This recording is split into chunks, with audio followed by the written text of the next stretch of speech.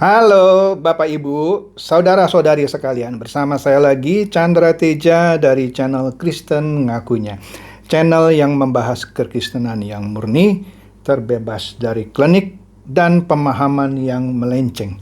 Bagi Anda yang belum subscribe channel saya, silakan subscribe channel saya. Tekan loncengnya agar Anda dapat notifikasi setiap kali saya mengupload video-video saya.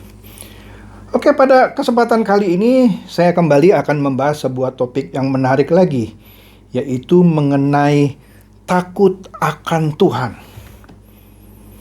Kita kan sering ya mendengarkan khotbah-khotbah mengenai takut akan Tuhan. Di Alkitab juga banyak lah kalau Anda cari ayat yang mengandung kata takut akan Tuhan gitu ya. Banyak gitu ya. Kenapa ini menarik untuk saya bahas? Karena begini.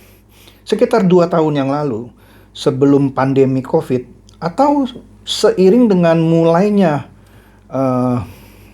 COVID-19 ini, di sebuah perjalanan bisnis, seorang teman saya, yang kebetulan bukan orang Kristen, dia bertanya kepada saya, Pak Chandra, kan Tuhannya orang Kristen itu, kan baik ya, pengampun, pengasih, dan juga penyayang.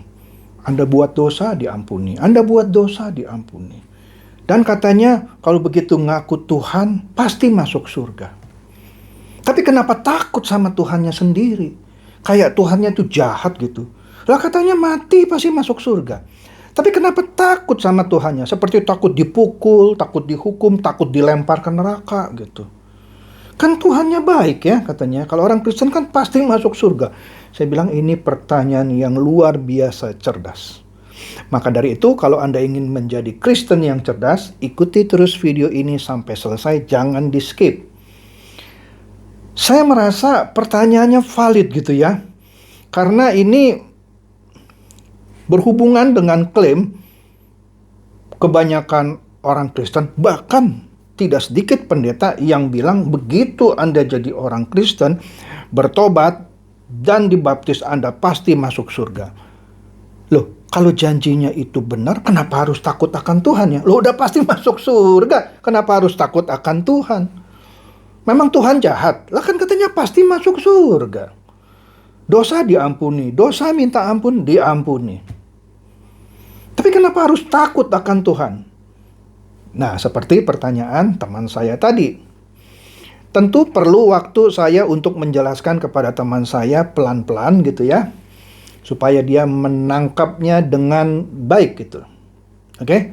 Tapi sebelum saya jelaskan apa yang saya terangkan ke dia, saya share dulu satu cerita. Ini katanya true story. Saya dapat cerita ini dari sesama teman saya yang seorang pendeta juga. Dia share begini katanya. Pada suatu ketika dan sampai sekarang ya, di Jogja itu ada tempat kos putri para wanita. Nah, di situ dia buat aturan bahwa harus balik ke tempat kos paling lambat jam 10. Tidak boleh lewat dari jam 10 malam. Harus sudah kembali ke tempat kos. Kalau malam minggu okelah sampai jam 11 misalnya. Dan tidak boleh bawa tamu, apalagi itu pria, ke dalam kamar. Kalau mau ada tamu pria itu hanya harus boleh ditemui di ruang tamu. Gitu ya. Nah, di beberapa tempat kos di Jogja, hal-hal seperti ini sering dilanggar. Sehingga ketika itu dilanggar, maka akan terjadi misalnya yang kos itu harus diputuskan haknya untuk kos terus di situ dan diusir lah gitu. Katanya tempat kos ini juga dulu begitu gitu, sehingga harus berkali-kali ada yang kedapatan bawa tamu masuk ke dalam kamar meskipun sudah dilarang, sehingga akhirnya harus diputuskan diusir. Nah, suatu ketika si ibu kos ini punya satu ide yang menurut saya cemerlang gitu. Peraturan dia buat begini, kepada semua orang yang kos di situ, yang wanita, kan ini kos wanita ya. Begitu juga yang baru, diterangkan aturannya dengan cara begini. Kalian harus masuk ke tempat kos ini paling lambat jam 10, harus pulang paling lambat jam 10. Kalau malam minggu oke deh, jam 11. Kalau Anda tidak boleh bawa tamu ke dalam kamar, apalagi itu pria. Tamu itu hanya boleh ditemui di ruang tamu. Kalau Anda melanggar, Anda lihat depan ada pohon beringin besar itu, maka penunggunya akan mengganggu Anda. Anda akan kesurupan, nangis-nangis, pokoknya yang menyeramkan.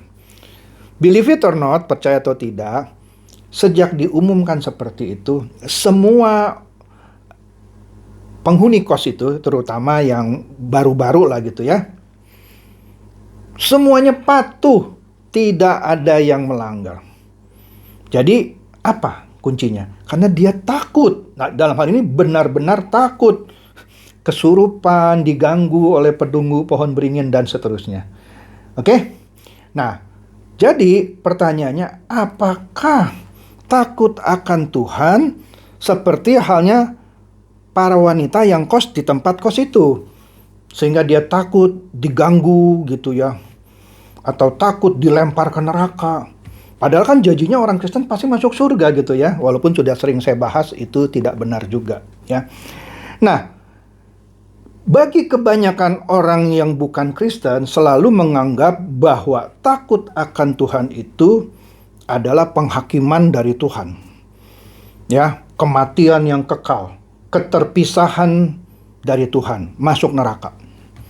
Nggak salah juga sih. Memang kalau kita tidak takut akan Tuhan, ya ujungnya ke sana. Makanya salah kan kalau Anda bilang orang Kristen mati pasti masuk surga. Ya enggak lah. Anda punya perasaan takut akan Tuhan enggak? Nah, pertanyaannya kembali ke pertanyaan teman saya itu. Kalau begitu Tuhan lu jahat dong. Karena sehingga lu harus takut. Kalau Tuhan lu baik, lu nggak usah takut sama dia. Kayak lu sama papa lu, sama mama lu. Nggak usah takut. Gitu ya.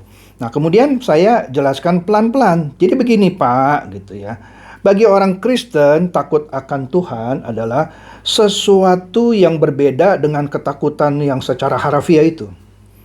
Ya kan? Takut orang percaya ini kepada Tuhan adalah rasa hormat kepada Tuhan. Ya.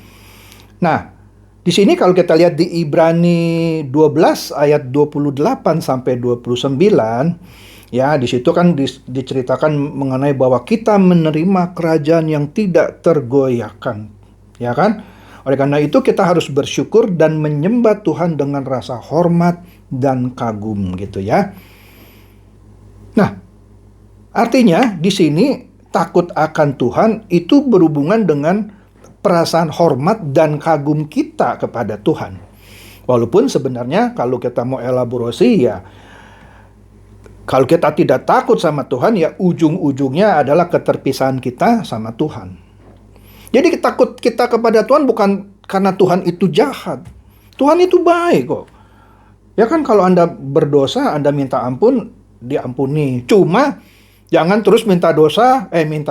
Berbuat dosa, minta ampun. Berbuat dosa, minta ampun. Itu namanya mencobai Roh Kudus.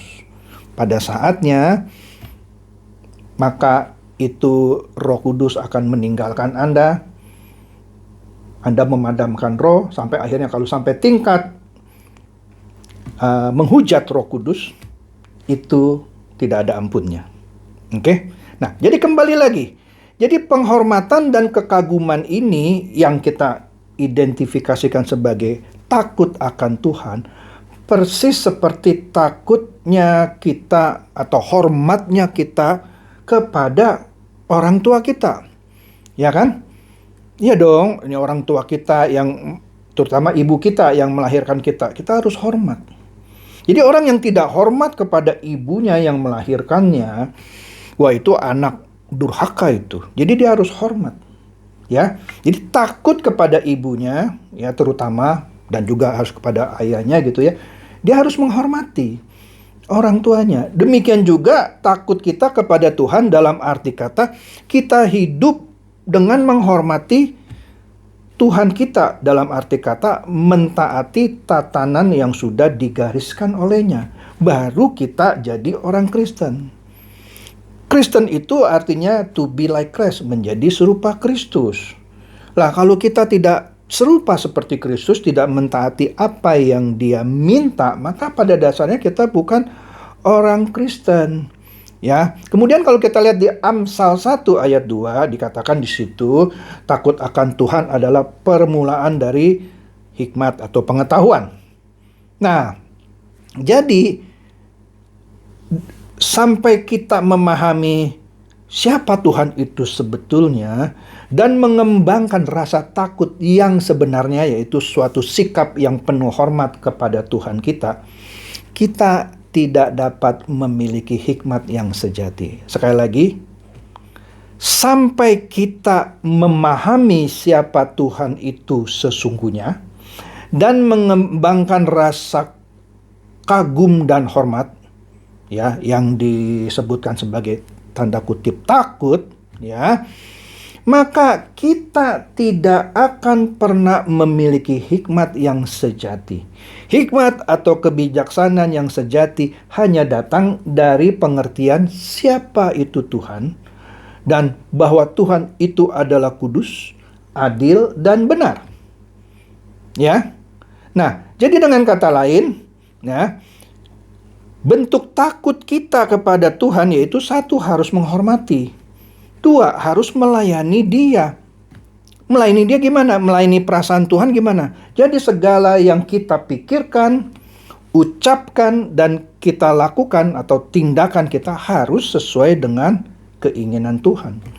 Di luar itu, misalnya, Anda katanya orang Kristen, tapi yang ada di pikiran Anda selalu yang kotor-kotor. Misalnya, menipu sesama, mengkhianati sesama, memfitnah sesama.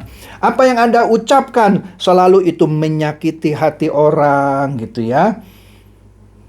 Kemudian apa yang Anda lakukan, misalnya lah Anda sebagai seorang suami melakukan kekerasan dalam rumah tangga, memukul istri. Nah, itu semua tidak mencerminkan Anda kagum dan hormat kepada Tuhan. Nah, otomatis itu berarti Anda tidak takut kepada Tuhan, ya.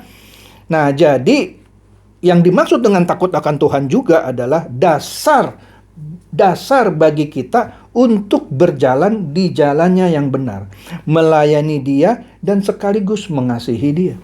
Jadi jangan mau minta Tuhan yang mengasihi kita terus, ya. Setiap ada masalah kita minta Tuhan, kasihanilah aku, bebaskan aku dari masalahnya, tapi kita tidak mengasihi Dia.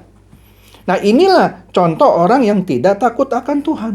Maunya minta sama Tuhan, tapi dia tidak tunduk sama Tuhan dan tidak mengasihi Dia. Ya. Nah, jadi dengan kata lain, kita takut kepada Tuhan bukan sekedar takut dilempar ke neraka. Jadi seakan-akan Tuhan itu jahat. Ya, memang pada satu sisi kalau Anda tidak takut akan Tuhan, tidak kagum dan hormat sama Dia, jadi orang Kristen yang sembarangan, pasti Anda akan terpisah sama Tuhan. Tetapi di sini yang perlu digarisbawahi, takut sama Tuhan bukan berarti Anda harus gemetar gitu. Enggak. Di sini harus ditunjukkan dalam kehidupan Anda yang kagum dan hormat dan mengasihi dan melayani Dia. Ya. Kita tunduk pada disiplinnya, ya, menyembah Dia dengan rasa kagum gitu, ya. Bukan sembarangan ngaku Kristen tapi dalam kehidupan sehari-hari Anda tidak mencerminkan keharuman seperti yang pernah dipancarkan oleh Kristus. Pikiran sembarangan, ucapan sembarangan, tindakan Anda sembarangan, itu saja sudah bisa disebut tidak takut akan Tuhan. Karena Anda ngaku orang Kristen, tapi dalam kehidupan Anda tidak memancarkan keharuman seperti yang sudah pernah dipancarkan oleh Kristus. Oke? Jadi kira-kira itu, kalau kita mau elaborasi lebih dalam mengenai takut akan Tuhan, bukan sekedar takut dilempar ke neraka. Memang sih kalau keterlaluan Anda, ya, surga itu bukan jaminan, pasti Anda akan terpisah, Anda akan dilempar ke neraka. Tetapi takut akan Tuhan yang benar adalah hidup menghormati Dia, kagum akan Dia, melayani Dia, menyembah dengan benar, ya. mentaati semua perintahnya. Nah, itulah takut akan Tuhan yang sebenarnya. Seperti Anda menghormati orang tua Anda, sebenarnya Anda takut sama orang tua Anda. Karena kenapa? Dia yang membesarkan Anda, dia yang memberikan biaya pendidikan Anda, dan seterusnya. Oke? Jadi, semoga ini bisa mencerdaskan dan mencerahkan Anda semua. Silakan share video saya ini kepada teman-teman, sahabat, atau kerabat, supaya mereka tambah cerdas dan tercerahkan. Seperti biasa, Shalom.